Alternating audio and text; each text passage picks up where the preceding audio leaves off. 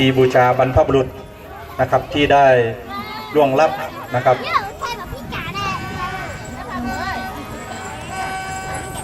เป็นประเพณีที่มีไมโครโฟนอยู่ครอบนะเนาะปู่ย่าตายายผู้เฒ่าผู้แก่ได้สืบทอดให้กับลูกหลานน้องๆเยาวชนนะครับไว้ปฏิบัติสืบต่อกันไป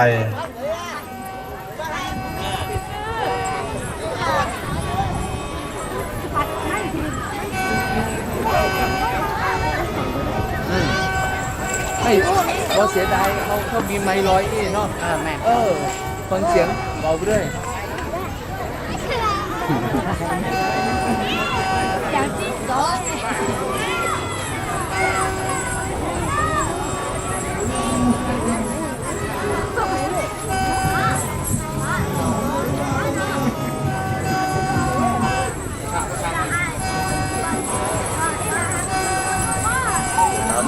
ขั้นนอน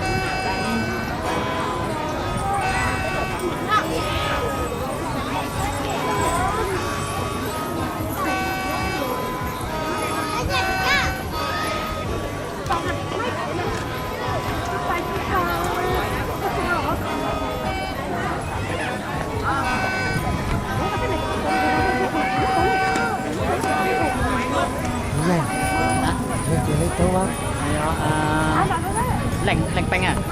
แหล่งแปงก็มาร้องไห้ตัวนั้นตัวจัดแล้วหรอ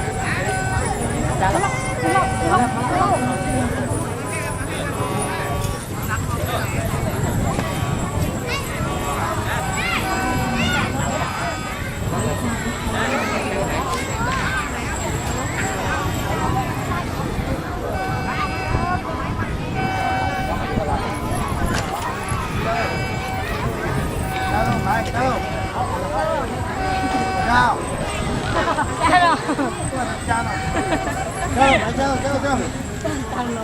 จบลงแล้วนะครับการเป่าแคนในชุดในคนแรกนะครับผู้แสดงครั้งแรกคือเด็กชายสุรชัยแสนย่างครับ